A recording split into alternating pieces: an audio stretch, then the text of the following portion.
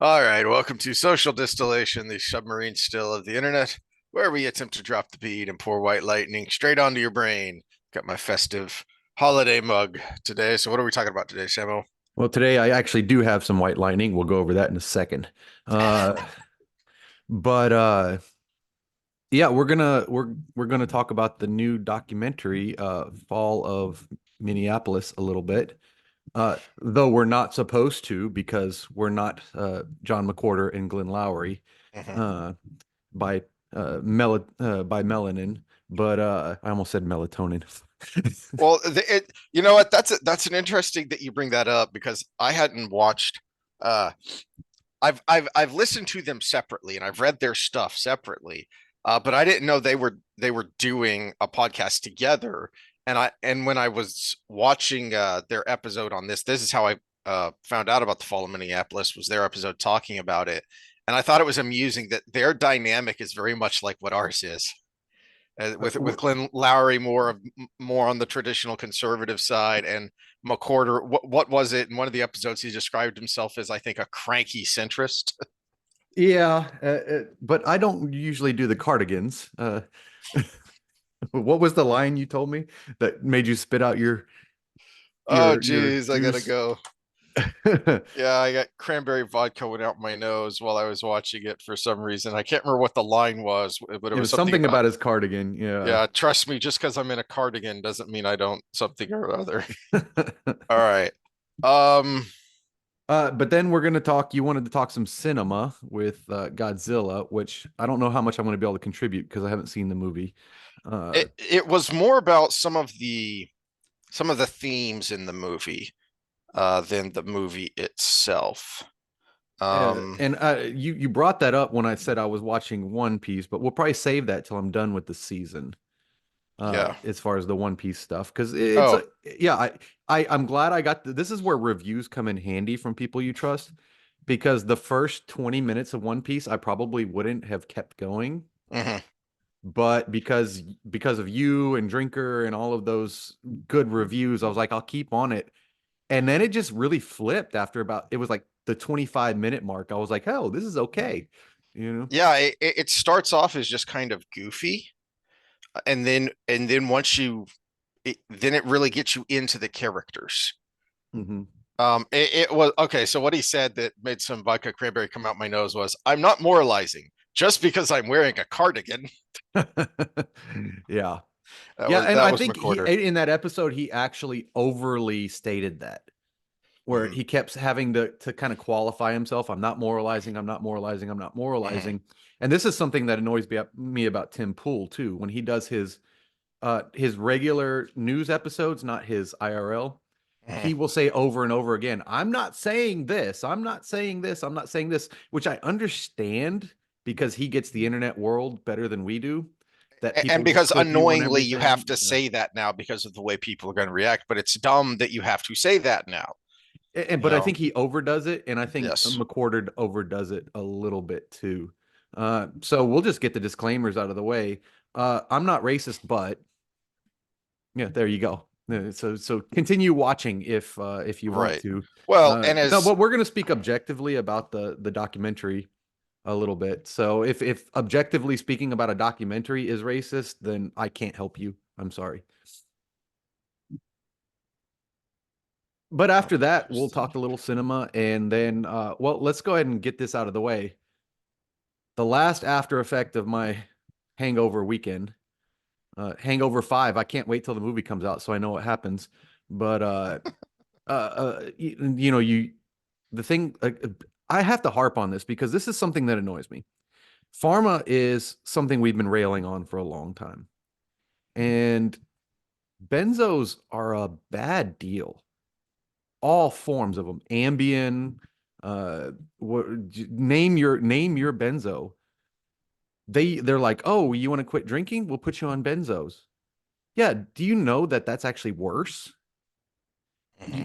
From one time you can have withdrawals, not just one drink of one beer, one pill you can have withdrawals and you can be addicted. And look at what happened to Jordan. The acaphasia is real. It only lasted for 2 days for me, but it is miserable. But what happens also is it destroys your immune system. And so my immune system dropped. I was dehydrated. And now I have a massive abscess in a gland that supplies mucus to your butthole, which is how things slip out nice and easy for you. And it keeps you from getting infected by the things that are slipping out nice and easy. Well, it is infected. And I have the best clients in the world. I am sitting on a pillow that one of them gave me that was for her broken tailbone like 20 years Ow. ago. And this has been a godsend because now I can get in my truck and drive without dying and sit in this chair without dying. I It's basically it's a hemorrhoid from hell is basically what it is. No, because it's further over.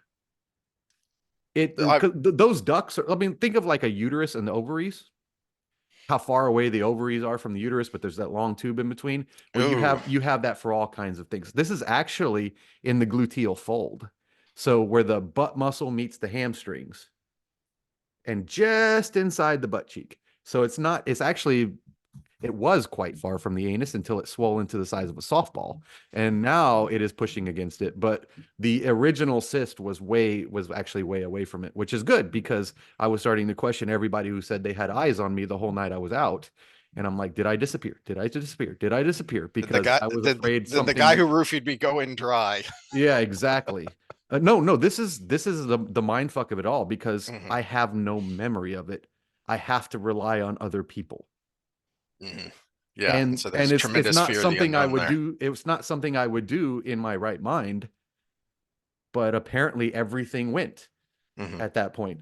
That's how those things work. People like, "Oh, she's knocked out, you do her." No, it's she just says yes to everything and then doesn't Party remember it Sam later. becomes hella Party Sam. Oh, I was Yeah. yeah, and this is well, yeah. But no, the after effect, hopefully this is the last one because the headache has actually finally gone away, which was what I thought was going to be the last thing. But tomorrow I have this thing removed. Another annoyance with the medical system. You go to an urgent care, you got what's essentially a glorified zit in an awkward place, and they still refer you. Well, is it an abscess that has to be drained, or is it like a cyst that has to be cut out? An abscess that has to be drained, and if there's a root, they have to pull it out. Okay. Yeah, yeah, So they do have to root around in there a little bit and then do some yeah. But surgery. still, a PA should be able to do that. Yeah, yeah. This is the back. Okay, so let me rant on the medical system, and it actually starts in medical school. Only because I have insight in the system do I actually know this. Otherwise, I'd be just like everybody else right now. Your step one, step two, step three determine what path you can take. So those are the essentially the tests after second year, third year, fourth year. And really, it's the step one and two that determine because you have to spend your fourth year kind of specializing in things. Uh, and the better you score on those, the more options you have, and the more you're pushed towards specialty trades. So everybody wants to go in anesthesiology because it's the doctor's doctor. You don't have to deal with people. You get in there, you make $1 million, and you're fine. You know, you go pump some drugs into people, and you play crosswords the rest of the time. That's what anesthesiologists do, and mostly the anesthesia nurses do the work. You just write the prescription and sit there. Uh, but we've talked about this before with intelligence. The workaround for lower intelligence is repetition. And specialists are all about repetition. So the system is backwards. Mm. Your general pracs need to be the smartest people. So we need to reward general practitioners and get the smartest people that score the highest to be them. And then the ones that score lowest to be the specialists because they're just repetitive work. And this whole system is backwards from the education level. So what we're getting is the lowest intelligence doctors, which is still better than normal, but the lowest ones are your general pracs. And the highest ones are stuck in specialties and probably bored as fuck. I had a really good general practitioner when we first got out of college after Carrie's first job. We were living in Joplin, Missouri, and I had a cyst on my back, and my my doc said, "Yeah, I could and would just give you a local and cut this out here in the office, but it was right over my backbone." And so he said, "I'm going to refer you to a surgeon because they do this more. So they'll put you under just to make sure you don't move. And he does this more. He's got more repetition, more practice. So he'll be a lot more, I'm a lot more comfortable letting him cut something out that's this close to your spine. Yeah, and this is close to sensitive stuff, but again, even if they had just drained it there and said, you know what, there's something in there that needs to come out, and then sent me to a surgery center, that would have been Mhm. better. Certainly would have Because been a lot, better for you and your quality of life. yeah, and they referred me, and originally my appointment that they made for me was 9 days from me being in there. Whew. Which they're like, you need to come in now because the infection could kill you. And then they're like, yep, it's infected. Here's an appointment for 9 days from now. I'm like, whatever happened to this could kill me, you know? But if that had stayed the case, it would be done because I would have done it myself because Mm. this is that painful. But because I was able to move it up till tomorrow, I'm putting through with it. Let me put the pain in perspective. You've had a vasectomy, right? Hmm. I've had a vasectomy. Well, 3 days after my vasectomy, I had some baseball players playing long toss at 150 yards, and I took a baseball to the nuts Oh, at 150 yards. So you're talking about 95, 100 miles an hour at least. And it was a one hop, so it might have slowed it down a little bit. But I had shagged the ball for him, and I turned around, and the other one came, popped me right in the nuts. This is more painful than that. oof. So if I'm a little spacey in parts of this conversation, this pillow is awesome, though. I'm going to get me All one right. just for Well, daily use. speaking of assholes, let me jump right into my thoughts on this. So I jumped way ahead to so the doc is an hour 40 minutes and it's available on Rumble. You can just go watch it. Oh, it's on Rumble. I watched it on their website. Okay. I had And heard that it was on Rumble, and so that's where I went and I found it. Okay. oh And gosh, yeah. This is what I texted you about, isn't it? um oh, you know what? I didn't let me share with sound, dummy. There we go. All right. So yeah, I think this is the part one of the parts you were I have no further questions. all right. I'd like to show you what's been received as Exhibit 17. Is this a trained technique that's by the Minneapolis Police Department when you were overseeing the training unit? It is not. And how does this differ? I don't know what kind of improvised position that is. All right. First of all, um I should have gone and found this. So um the defense attorney when I was in at jury duty had a brilliant example of you need to keep an open mind and you need to remember that the prosecutor is going to go first, so it's going to sound bad because you're only seeing one side. Hmm. So, and his example was um Prince Harry. Is that no wait, Harry's the dingbat that's married to the psycho Yeah. queen No. bee. William. Yeah, William's the other one. So he's flipping the crowd off. And it was this huge scandal. Well, except it was him coming out of the hospital after his third child was born.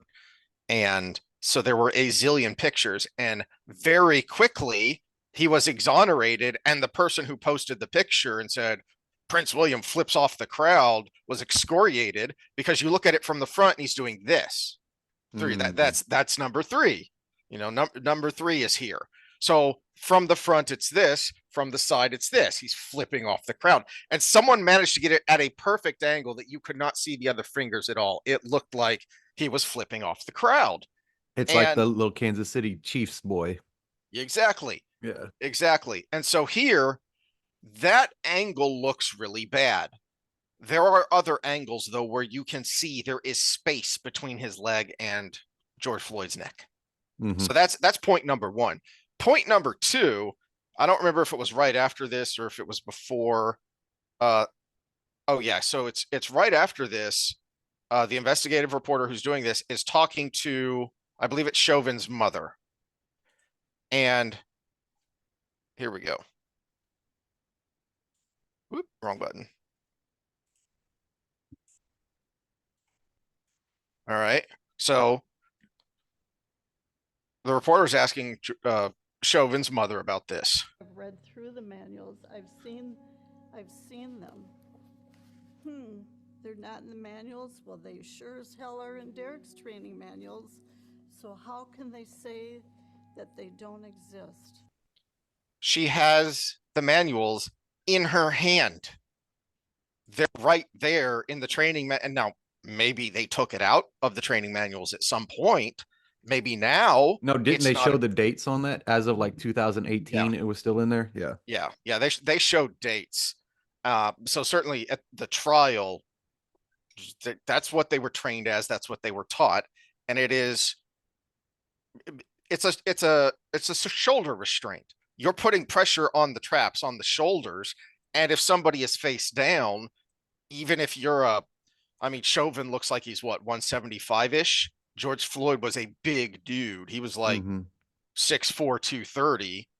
But that awkward position of hands behind your back, face down, and just a little bit of weight on your shoulders, and it's going to be really hard, if not impossible, for you to get up. Well, and he was drugged. And he was out of his mind. Yeah. So I can speak from experience because when in my MMA career, I fought in Mexico a few times, and there was a guy I know was high on something, and I broke his arm in multiple places because he would not tap. And I mean, that would be like me going to jail because I broke this guy's arm. But I'm just like, well, he must be flexible. And the ref is just sitting there watching it. I mean, the ref would be like the other cops, he's sitting there watching it, and I'm twisting and twisting and twisting till it just goes pop, pop, pop, pop, pop. And then I looked at the ref and showed him all the places it was broken, and he finally stopped the match. But this guy would not tap because he was not in his right mind. Same thing with George Floyd, only he had issues with his heart, and those drugs also affect that.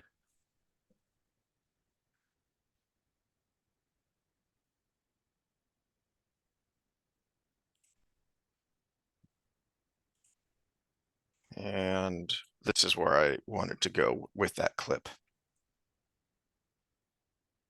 Inmate who stabbed Derek Chauvin 22 times is charged with attempted murder. The person on that stand should be arrested and charged as well. The chief of police who testified right before her should be arrested as well. The judge in that case should be arrested and charged with this as well. The prosecutor, whoever is the sheriff there, should be arresting everyone involved here. Because you have a high profile former cop. Okay. So here's the example I thought of to illustrate this point. I know you. I know your temper, your protectiveness, and your physical capabilities. So if I point you at someone and say, hey, that guy raped your sister, and I tell you that guy raped your sister, I know full well what's about to happen. So I would be liable if I'm telling you a bald-faced lie. Hell, even if I'm telling you the truth, I could be liable because I know what's going to happen. Everyone involved in this case knew what they were setting Derek Chauvin up for if he was convicted and went to prison. They are criminally liable because their bald-faced, provable lies set him up to be almost murdered. Yeah, and this is where I will slightly differ from what you said, is we don't need to charge them for this abstract attempted murder because they already broke the law. That's called perjury. They lied on the stand. I mean, there's no way they can prove that they didn't know the material of that training manual. And innocent till proven guilty, well, we got the video of them saying that that's not a technique when we have the manuals that say it is. So either they never went through that training, which they would have to prove, or they're lying. One of the two. And if you've never been through that training, should you be a chief of police? So minimum, you should lose your job. But yeah, we already have laws in the books. I'm very big on just enforcing the ones we already have.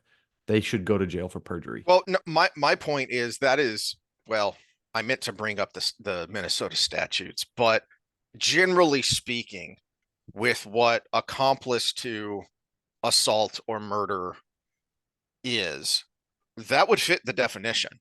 Now, whether a jury would agree with you or not, I would say that that is definitionally enough to be arrested and charged because they knew full well what they were setting.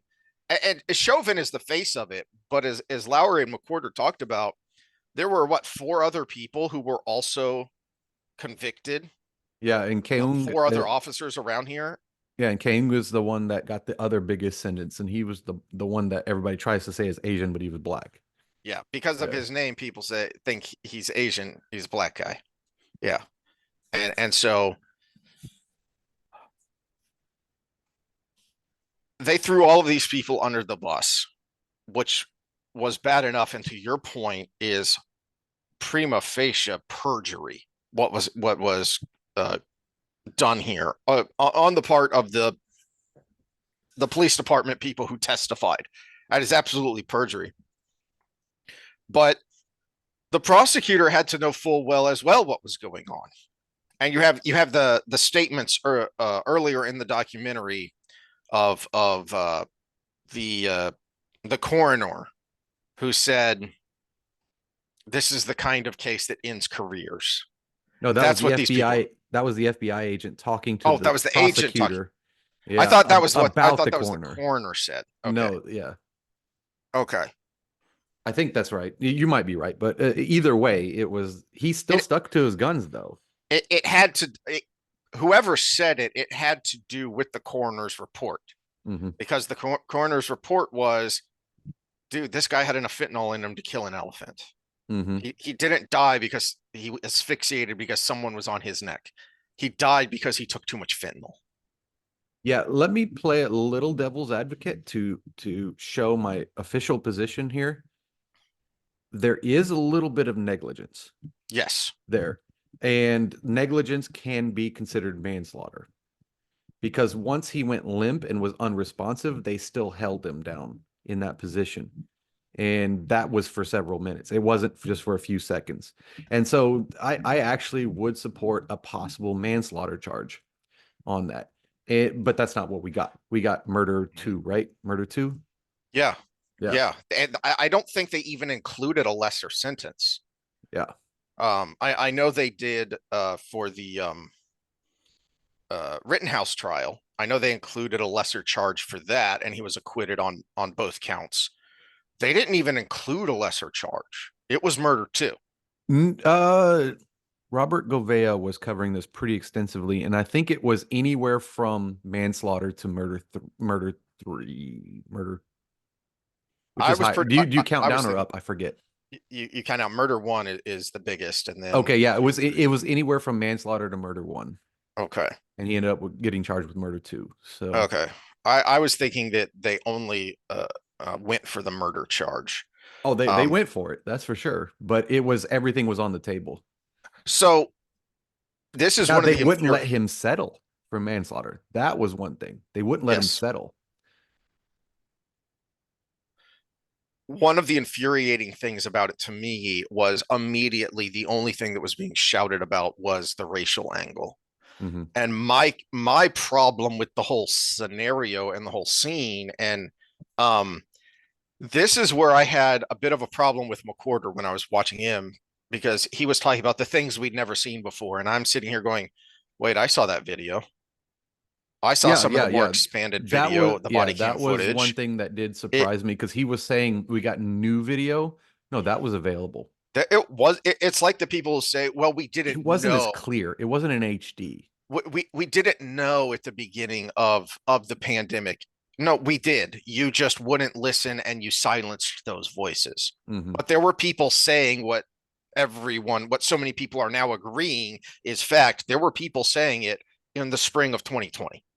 Anyway, it's the same idea. We have seen this before. Summer of 2020. This happened in May. So no, I'm talking about COVID. The way back in spring of 2020, there were people saying things that that were silenced, and the silencers now explicitly or implicitly agree that, yeah, that's true. Oh, okay. I thought you were talking about specifically for Floyd. But Yeah. for Floyd, yes, that video was out. I saw people sharing that video. I saw people commenting on Yeah, that it video. took about 2 or 3 months, but they were like body camera was released and we saw the picture of the thing on his tongue. And now we didn't get all of the I think what this documentary brought to the table was this is something McWhorter did bring up was the actual humanitarianism of the cops, where they were trying to like, hey, let us help you, come sit here for a little bit. And realistically, had he said, I just downed a bunch of fentanyl, he would have been sitting on that corner until the ambulance got there. Well, I don't remember who but I think it was someone who was former law enforcement. I'm trying to remember who it was and what show I was watching, where he said the biggest failure that he saw as former law enforcement for the cops was that they let him freak out and not go in the car. That he had a massive freak out while they were trying to get him in the back of the squad car, and they should, in his opinion, they should have had 3 people there restraining him and shoving him in the back of that car. Yes, it would have looked bad, but he would have been in the car and they could have gotten the hell out of there and then got him to treatment. Now, it probably wouldn't have saved his life, Yeah. but it would have gotten them out of there. And this is where I slightly disagree, but it's actually the responsibility is split. Yeah. In my opinion, on him, his friends, because they should have been a little bit more helpful too, and the cops themselves. The cops themselves knew something was wrong. They knew he was high. Mm-hmm. So there's a little responsibility there. They're pretty much immediately they're asking him, what did you take? Yeah. And the friends are just trying to cover their own ass. And so there's a responsibility there, and they should be charged. They should be accomplices to murder. Mm-hmm. If murder happened, they should be accomplices. But also Floyd himself. He should have said, I was scared. I took this. I need help because I'm dying right now. I can't breathe.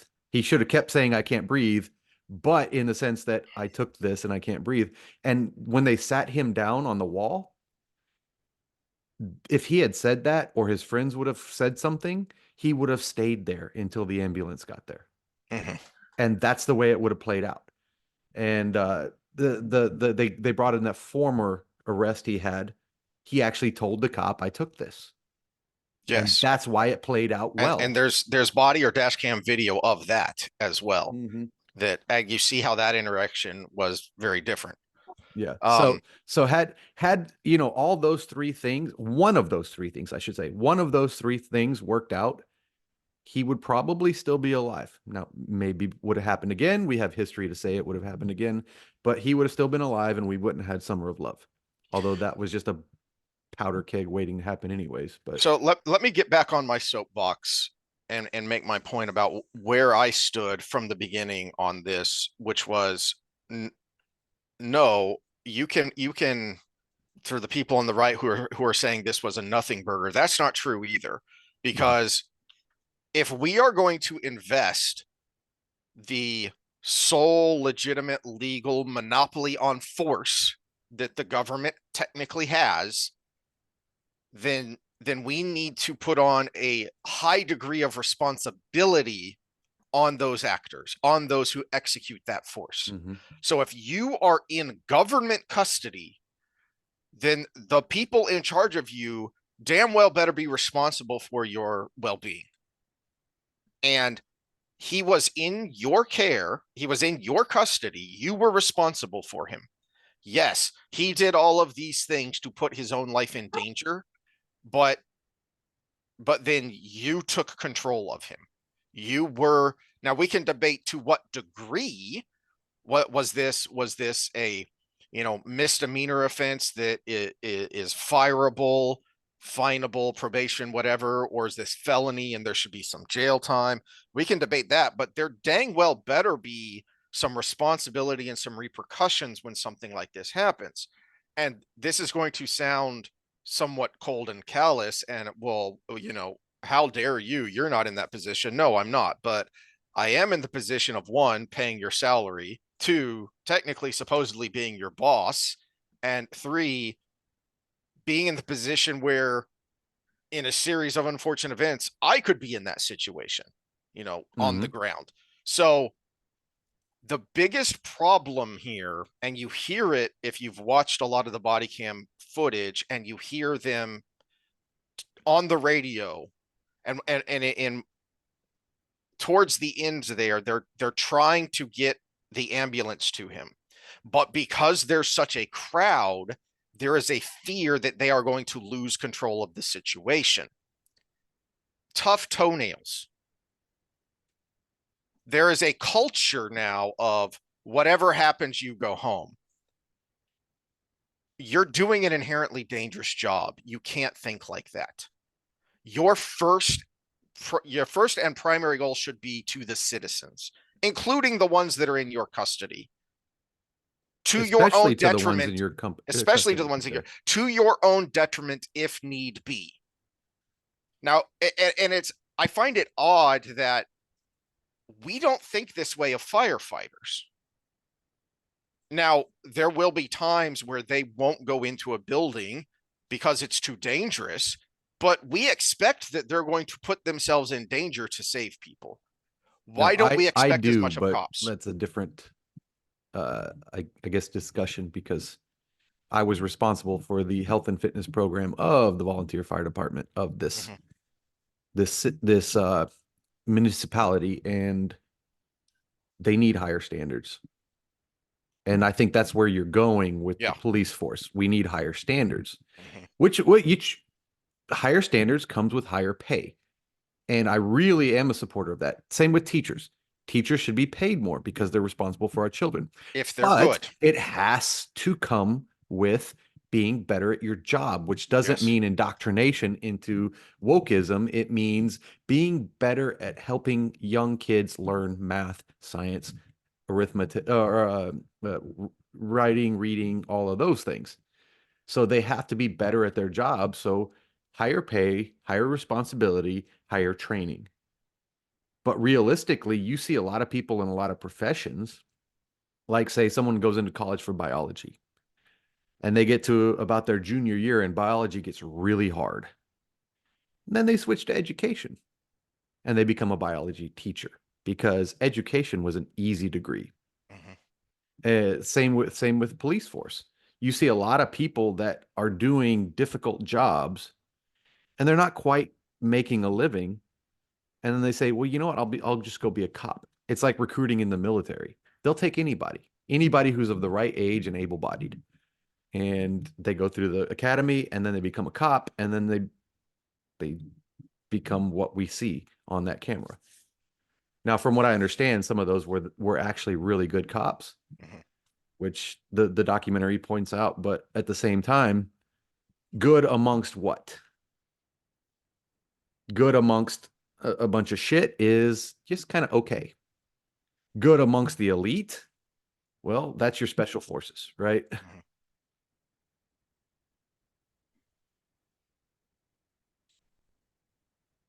How much did you have more thoughts on this? Because I might go to a dark place here. Well, you ripped on the cops as the conservative. So that would normally be my spot. Because we had a whole episode of Back the Blue Isn't Everything, right? But let me rip on that freaking firefighter that was there. Nobody's talking about this, even in the documentary. I think they tried to kind of point it out, but she was there just filming. She didn't do. There are certain professions where you're actually required by law to help, and I think that's one of them. But she was there. You saw her in the video with her little camera up, with her little thingy that they can hold it with, so she can keep filming. And she was yelling at the cops. How about, hey, I'm a paramedic. This guy needs help. There was none of that. She was there yelling at them that they're horrible, filming the whole thing. And that never got brought up. That pissed me off. Yeah. Yeah, that I had forgotten about that. Someone way back when this was first going on made that point. It might have been you, but I had totally forgotten about that.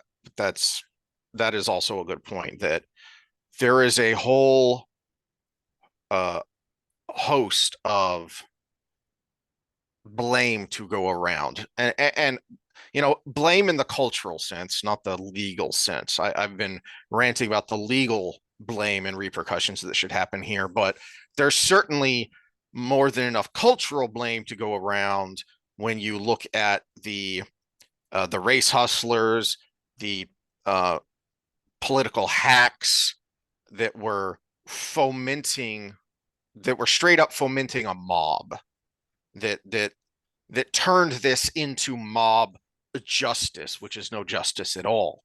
That there's plenty of blame to go around there as well. Well, go beyond Derek Chauvin, though. Those lies on the stand, those omissions by the judge, those purposeful manipulations by the prosecution. How many people died over the Summer of Love? How many businesses were shut down over the Summer of Love? I have seen numbers in the billions of property damage, and a 20 to 40, I can't remember the exact number, but I've seen numbers of 20 to 40 deaths during all those riots. Yeah. So when I was running a gym, which I wasn't during that time, thankfully, because COVID would have destroyed me, but COVID would have already been destroying me. Had you broke down every window going into my gym, which I would have had to pay to replace, had you destroyed my equipment inside that I would have had to pay to replace, I would have not only been shut down, I would still be in debt. Yeah. From that. Well, and I don't know how much this goes along with that, because I've heard numbers of small business closures because of the lockdowns, and I've heard numbers ranging from 5 to 10,000 individual businesses that closed and never reopened. And I hadn't thought about the connection there, because there's an overlap between the Summer of Love riots and the COVID lockdowns. And so I wonder how many of those 5 to 10,000 individual businesses that never reopened was because it wasn't just that they lost their customer base, which was the problem with the lockdown, but then you throw on top of that the riots, where they could have lost all their physical capital that they just couldn't replace. And this is before you go on your dark rabbit hole. This is why I support basically two candidates right now, RFK and Vivek Ramaswamy. And I think actually Vivek would be the better one in this area. All of this is connected to the government manipulation of the media. And when that gets exposed, this is right back there with hands up, don't shoot. This is right back there with Trayvon Martin. And this is something that I actually didn't know that McWhorter brought up, that Trayvon Martin was on top of Zimmerman, punching him in the face when he got shot. That part I didn't even know till that statement there. And hands up, don't shoot. We already knew he was pulling at the officer's gun when it was pulled out and he got shot. And what a lot of people, even if they know that, what they don't know is that the narrative was established by Brown's co-conspirator. Brown is on video perpetrating a strong arm robbery of a convenience store with a friend of his. And that friend is the one who started the narrative, who started telling the media he was standing in the streets with his hands up saying, don't shoot. And the media never bothered to do any sort of journalism to say, is this guy telling the truth? You know the irony of all this?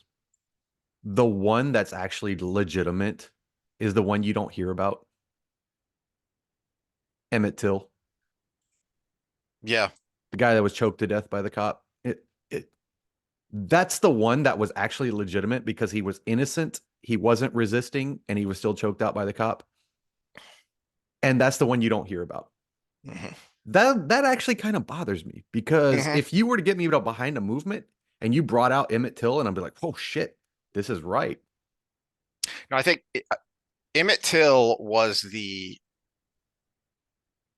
kid who was murdered back in the civil rights. Oh I no, think which you're one getting am I your names thinking mixed of? up. Which Yeah, oh no, Gray. Something Gray. yeah, because Emmett Till was a serious. Well, They yeah, actually made a Emmett Till movie was a about it. legit one, but no, Yeah, Freddie but that Gray, right? that was back in like the 60s. I'm trying to remember. It was the guy who was selling Lucy's, who was selling individual cigarettes because freaking uh, New York City has made it so oppressively expensive to buy cigarettes Hmm. that Yeah, it was people, Freddie Gray. Sorry, I yeah. apologize for that mistake. So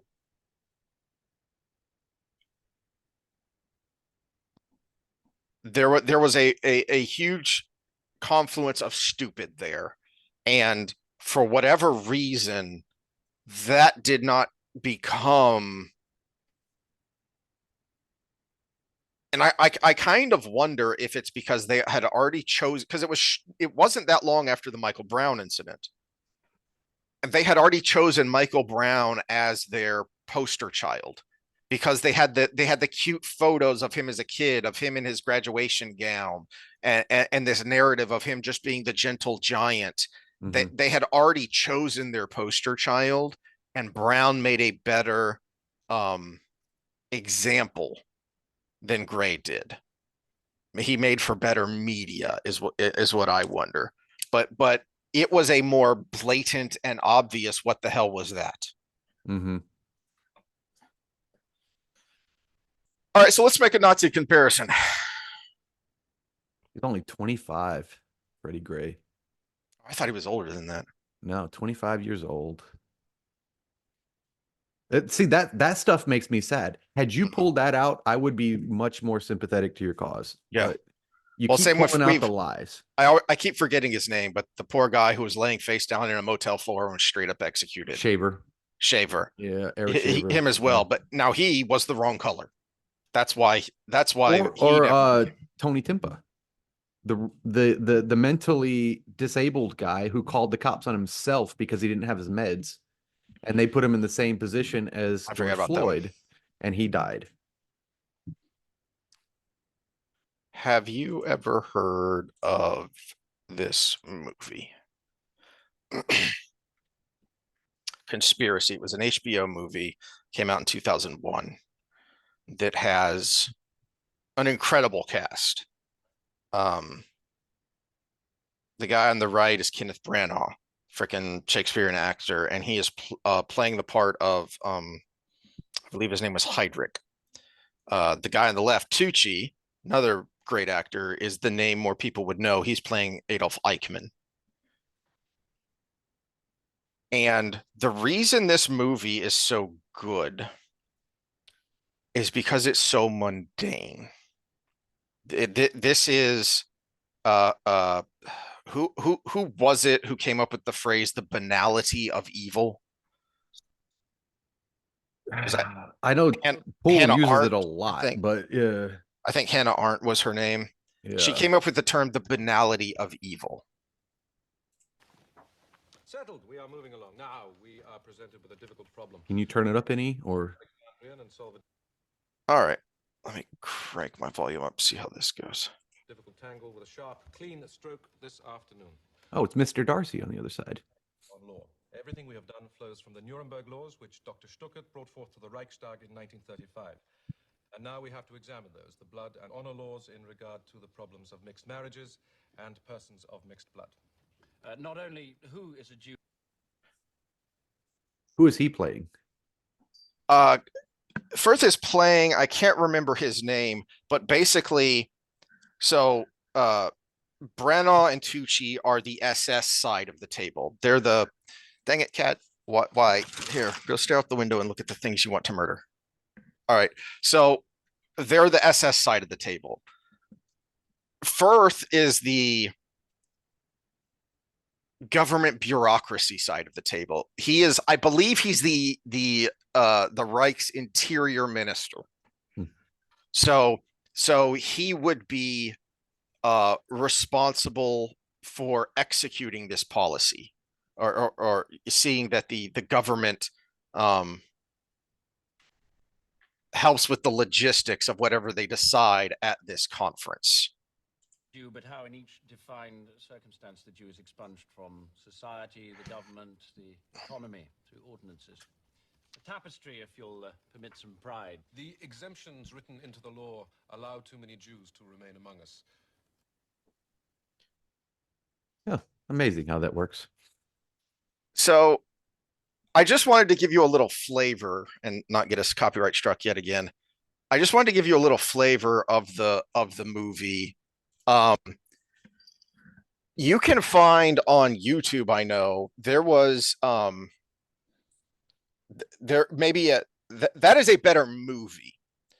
But if you really want to be terrified, in 1984, I believe it was, there was a German movie, and I think it's simply called the Wannsee Conference, Wannnsee, which is the villa they're in.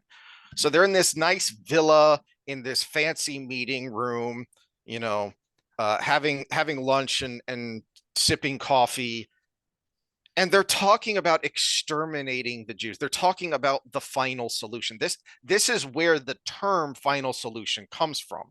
As there was, I believe it was Hitler issued the document to establish this conference to come up with what would be the final solution. And that's where the term comes from. And this is where they are deciding, okay, well, what we've been doing is too small and taking too long. So this is where they come up with using the concentration camp system to create a death camp system for mass extermination.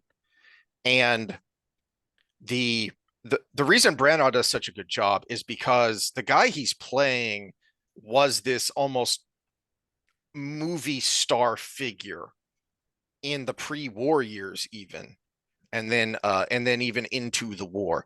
So you have this guy that just oozes charisma. You have all these functionaries who are just government bureaucrats, and they are very calmly and technically discussing murdering millions of people. I don't remember who I was watching that made this come to mind again. And I think I've brought up the Wannsee Conference before when we've been talking. This movie is that much more terrifying post-COVID.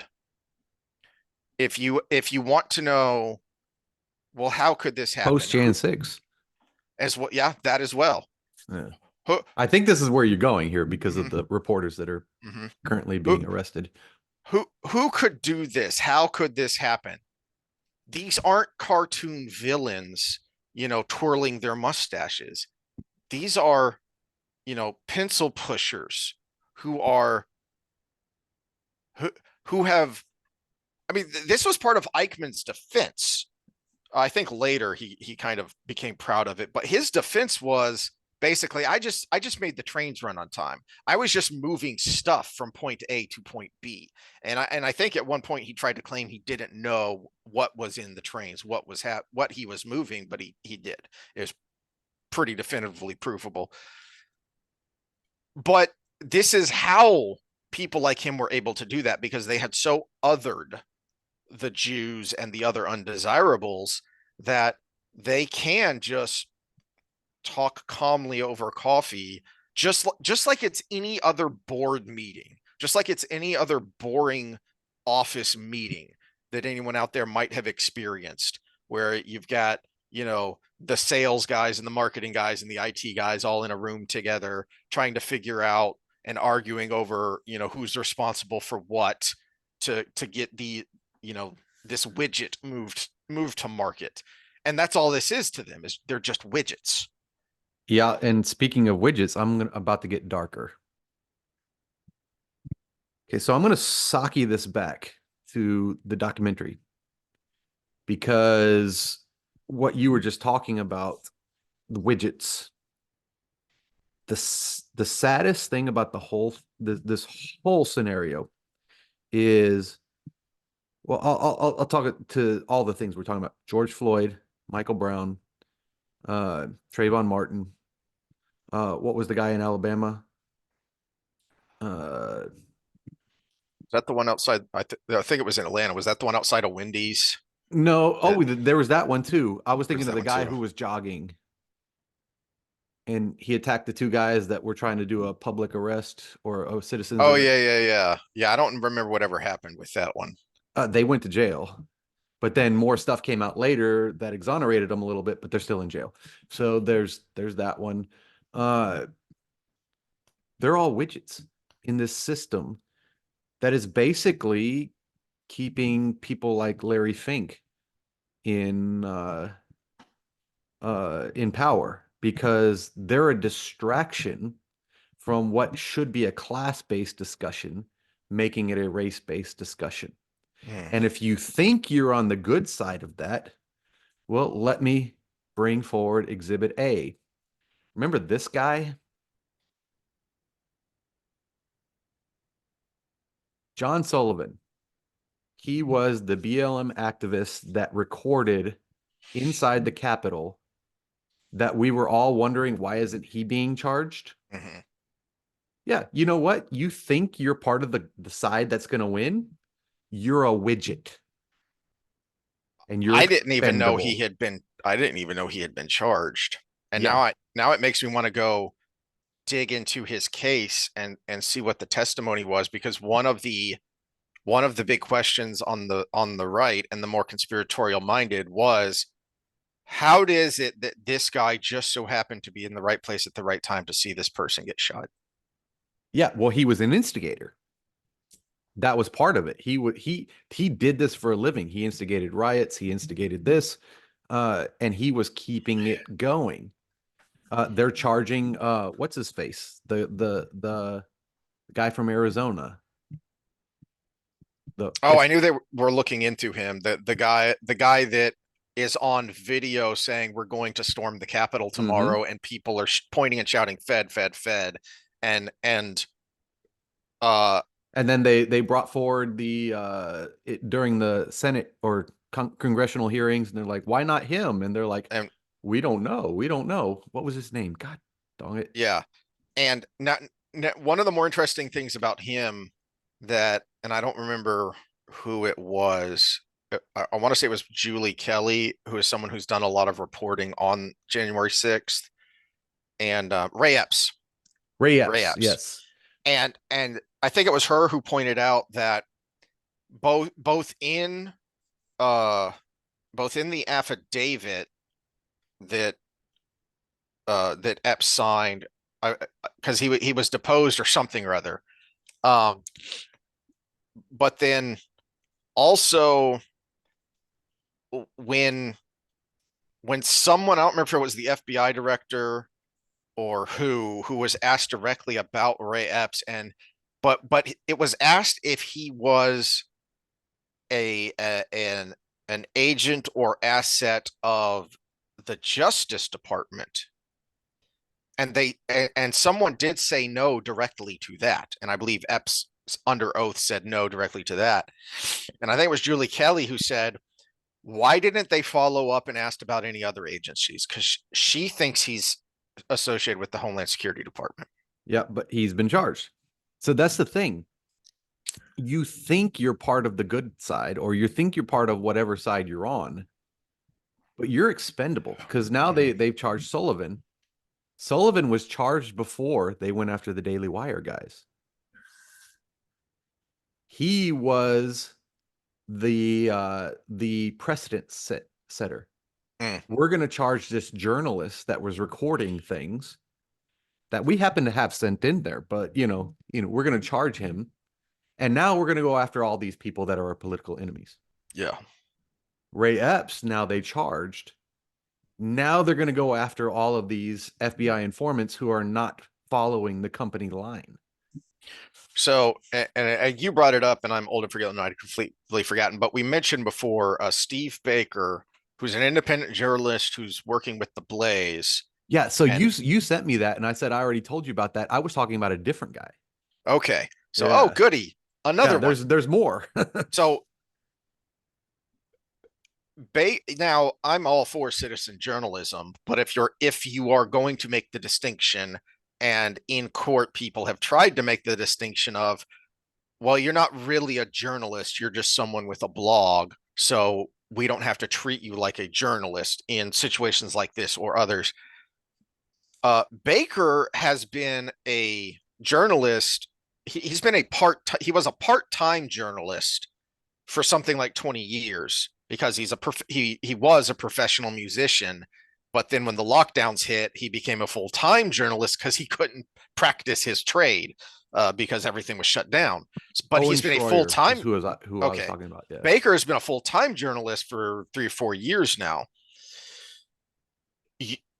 You can't use that excuse of, well, he's just some dude with a video camera and a blog. This guy is a legit published journalist, and he still doesn't know what he's being charged with. Saying the wrong things. That's Well, what he's being charged with. and this is what is both infuriating and kind of scary about Baker's case is even though he's working with the Blaze uh, on the January 6th footage and getting it out there, and that's who he's publishing through now, and also using some of their resources to help him comb through this vast amount of footage. He's not a conservative commentator. He's not one of these people saying it was all an inside job, there's nothing to see here. He's just someone calling balls and strikes. He has pointed out before where no, this person was legitimately charged, and here's why. Here's the video evidence of what this person did. But then he has also said this Capitol Police officer committed perjury, and I have the video evidence to prove it. Here it is. So he's just someone calling balls and strikes, and they're going after him. Yeah. I think where I was going, though, was there's a deeper agenda here. And if you use the right word, we're all widgets in it, right? And George Floyd didn't have to die. He might have still died. He had bad habits, right? He was not healthy, but he didn't have to die there. Michael Brown didn't have to die there. Freaking Trayvon Martin have to die there. And how many names we don't even know because they're not a cop killing somebody didn't have to die. But the way the messaging is, look at how Floyd reacted in that video. I'm going to keep it to the documentary. He reacted like the media says to react if you're a black man being pulled over. Don't shoot me. Don't shoot me. Did he keep saying that? Don't shoot me. Don't shoot me. I don't want to get shot. And the officers didn't even have their weapons drawn. Not at first. They did pull it later. When he started doing that. Yeah. Yeah. But still, he's saying it in that other video too that we referenced, the previous incident where he was pulled over and he started freaking out because he was on drugs. And he's saying the same thing of don't shoot me, don't shoot me. It's a traffic stop. But that's what you're told. This is something I can speak to from very recent experience. When you're on drugs, you go on autopilot and you go with what's programmed. And unfortunately, I have a programmed habit that I need to unprogram because apparently the default me was this other thing. And the default him is what he's been told over his entire life, which he's old enough to have remembered a time when that might have been the case. But think of someone like Trayvon. He was young, right? But he's programmed. He's programmed the old the question they had during the presidential debates with Hillary and Trump, I think. Or was it Trump and Biden? I can't remember. It was Trump and somebody. But the question was, Black American families have to have the sit-down talk with their child about this when they're pulled over and da-da-da-da-da-da-da. And they framed it that way. What would you say to these people? And the answer is that everybody needs to be respectful when they're pulled over because cops have a hard job. But what we're getting is the cops out to get you because of the color of your skin. Well, you've manifested the prophecy, right? Because he started resisting. Don't shoot me, don't shoot me, don't shoot me. And he started resisting. And then everything snowballed from there. Had he got out with his hands up or stayed there and put his hands out the window or whatever, this would have gone completely differently. And this is Yeah. not this is not an accident. I hate when they're like, "Oh, these are good meaning people doing good meaning things." No, this all happened after Yeah. the media takeover by the government. Jason Whitlock has talked about this. And for anyone who doesn't follow him, this is someone who had a cousin, or no, I think it was a nephew that he helped raise, that uh, that was killed by the police. And I believe there was a civil settlement over it because it was proven to be wrong to some degree or another. So this is someone who could have an axe to grind, but his concern is with the truth because he considers himself a journalist, and that means something to him because he's old school enough. He's in his 50s. He's old school enough to have been trained and then started on the job when being a journalist meant something, and it meant finding objective truth. So he doesn't have an axe to grind with the cops as a whole. He just wants to know what the truth of an incident is. And he's made the point that exact point of, what are we doing to our young kids that we're training them to act like this? When I get pulled over, this is him talking, when I get pulled over by the cops, I've got my license and insurance in my hand, hanging out the window before they even get there. And I'm polite and respectful because I just want to get it over with and get on with my day. Mm-hmm.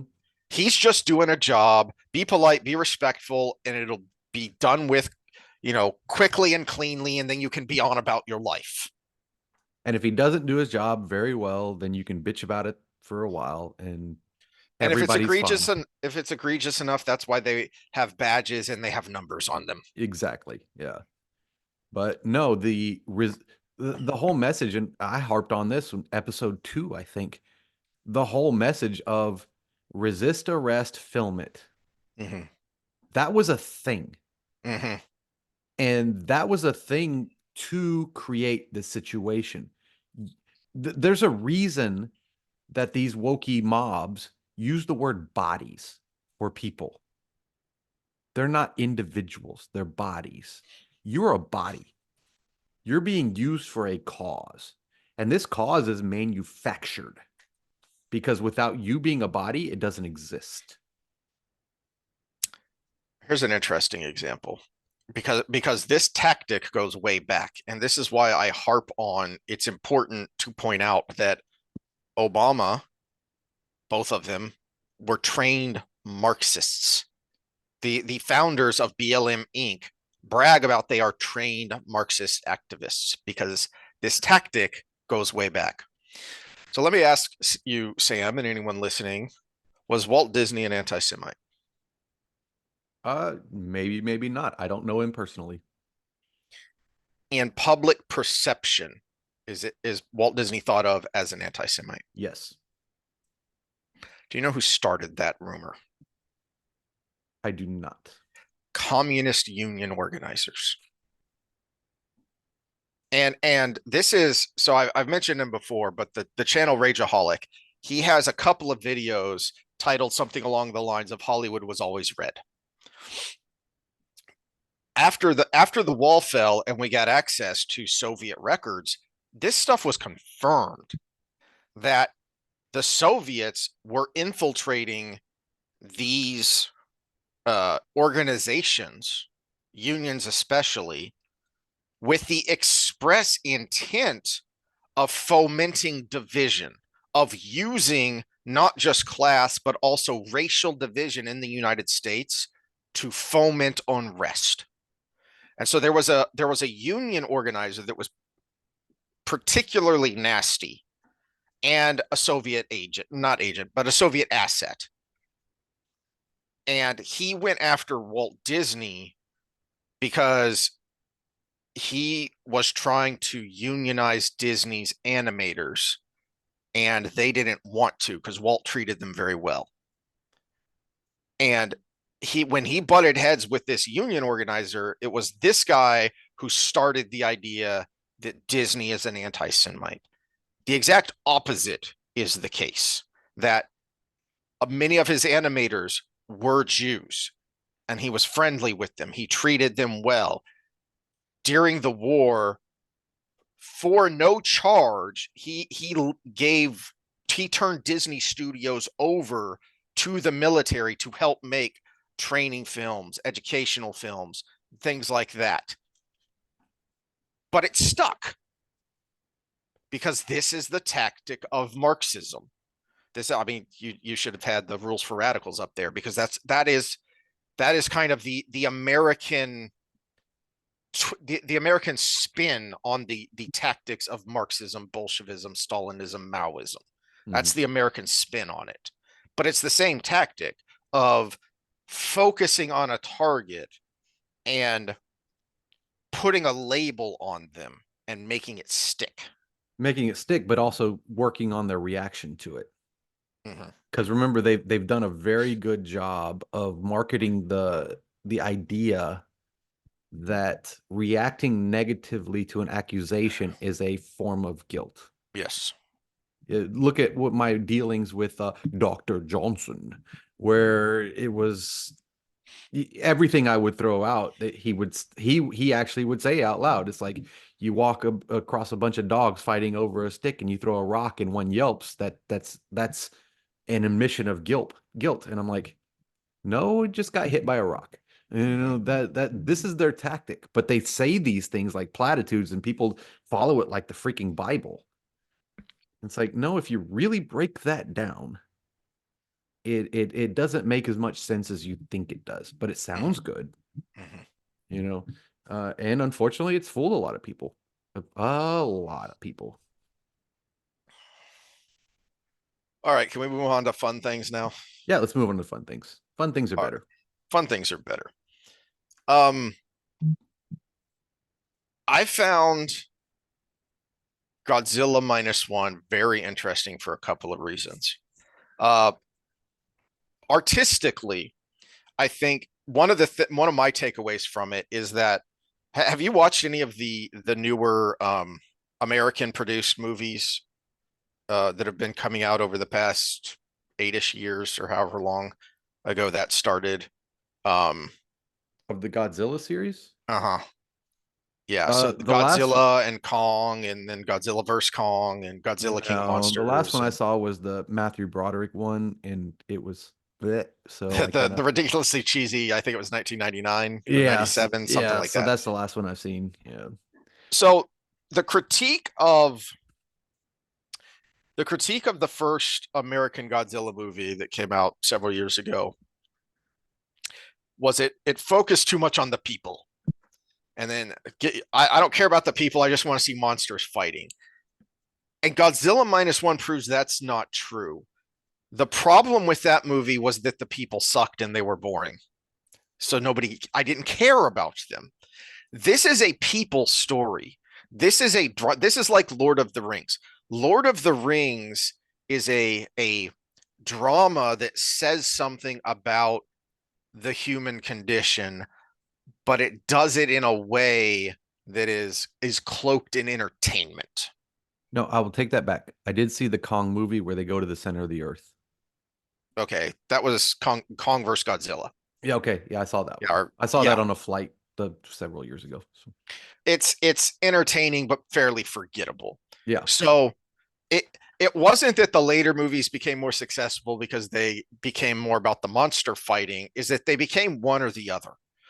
The reason Godzilla -1 works as more than just a monster movie is because it does a good job of making you care about these people.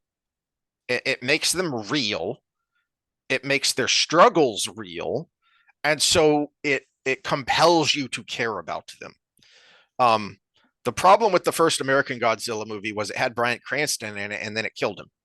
And he was the only person you cared about because it's Bryan Cranston and he's really dang good at his job. So he made you care about him, but then they didn't do anything with him. This one, it makes you care about them, and then it does stuff with those humans. So that was kind of my artistic takeaway of why this movie works so much better than the big, 100, and I want to say these Godzilla movies have been like 150 to 200 million dollar budgets. Godzilla minus one was made for like $15 million, and it's making way more than that. It was originally limited release, and they have since So it wasn't expanded. made by Disney. Okay. No, this was Yeah. made. This was made by a Japanese production company, and the director believed so much in the product that he wore multiple hats to get it done and get it done cheaply. Because he helped worked on the sound, he worked on some of the effects. He did a little bit of everything to help this get done. But the more interesting thing culturally to me was that one of the problems with post-war Japan is that because of the bombs, because of the A bombs, because they were the only people to have ever had atomic weapons used on them, they got to play the victim because the effects of those bombs were so horrific that it shocked people, which was the point. It was to shock them into surrender. Well, but because of the death toll, the civilian death toll, and the way it wasn't just the civilian death toll, I think it's because the the bombings of Europe's cities, they killed you or they left you homeless. The radiation effects let the atomic bomb damage linger.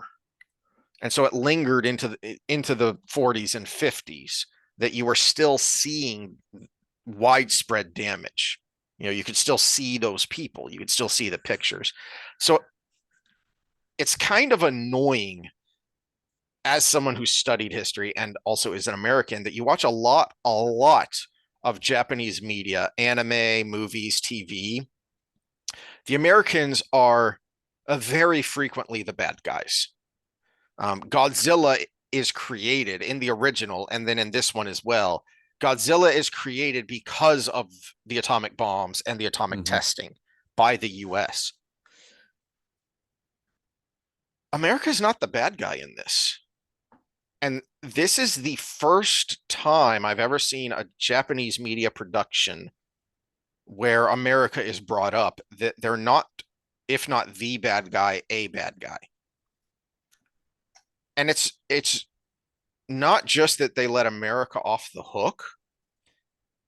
They say flat out what Japan did wrong, that they were wrong, and the horrible things they did.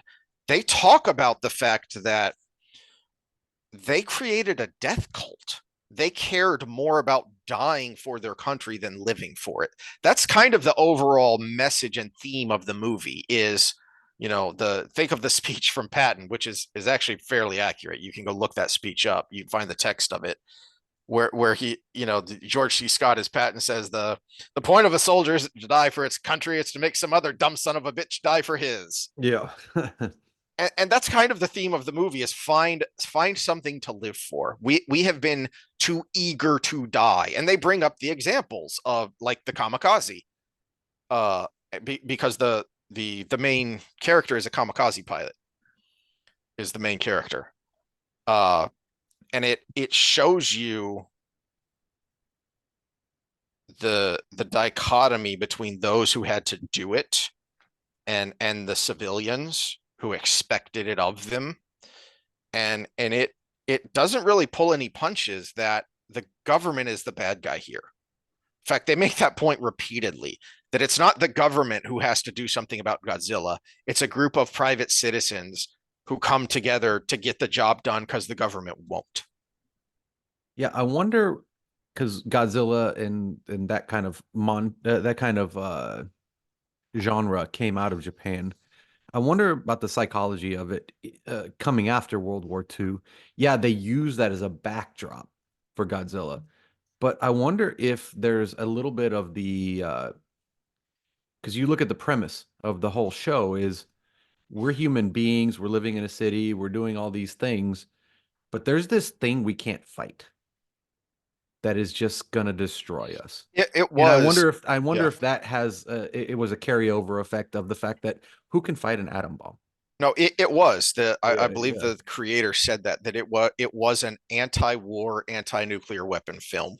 That was his Well, vehicle for that I message. wonder if there's a sense of like learned helplessness there that I'm talking about.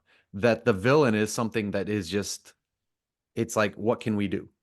We just have to live through Yeah. this. Well, And and that's the other reason this movie works better than the American ones is because Godzilla is not a character. He's a force of nature. mhm. It's like trying to fight a hurricane, which Which we only got history Ditman of could do. that too, because Yeah. the tsunamis and Hmm. that stopped. Was it the Mongols that were coming? Yes. Yeah, yeah.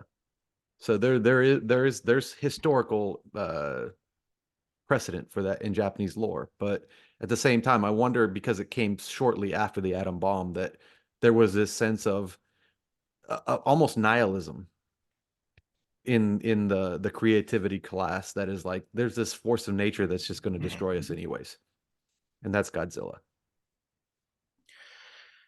Um, there was also this not just a nihilism, but I think nihilism is easy.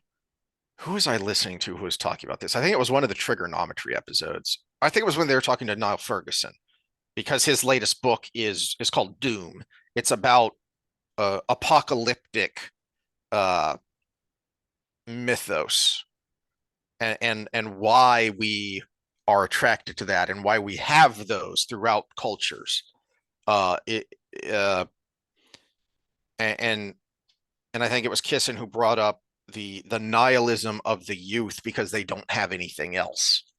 And if you, I think I've brought this guy up before, but Saburo Ienaga was a youngster during the war. He grew up in the 20s and 30s and during the war.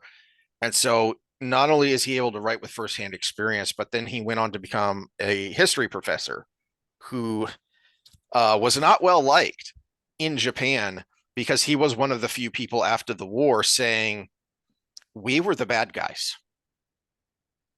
And you have this mythos that has been created through this ultranationalism and militarism in Japan.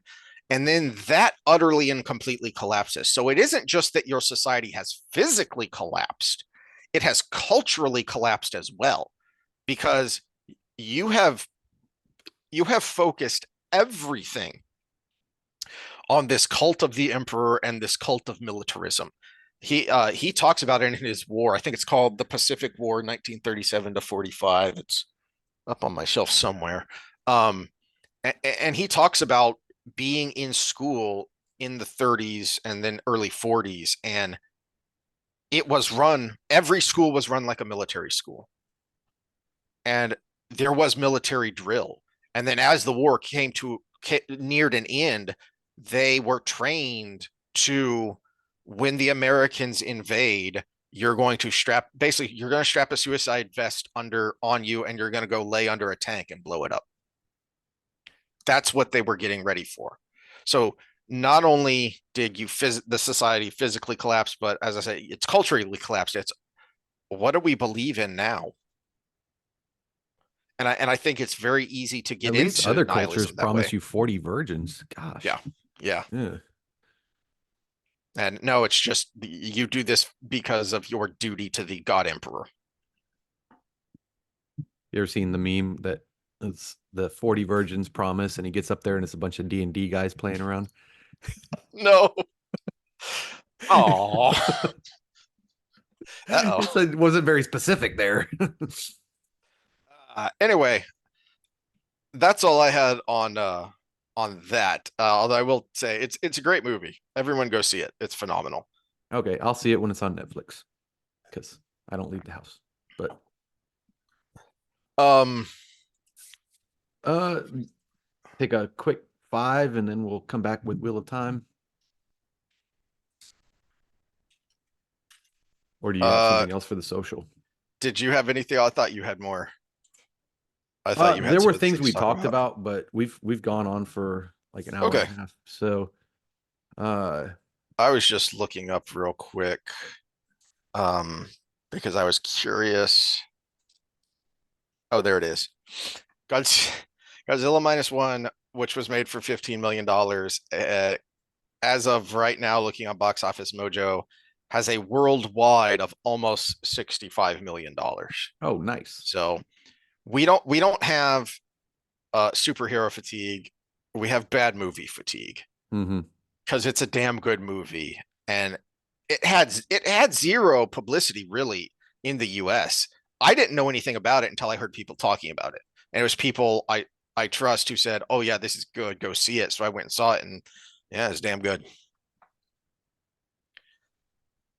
All right. Well, that is that for that short break, and then we will do our Wheel of Time because we got stuff going on this week as Christmas approaches. Yeah, so the Wheel of Time will actually come out Friday like it normally does, but we're gonna record it on Wednesday. All right. Well, then we will see y'all probably next year.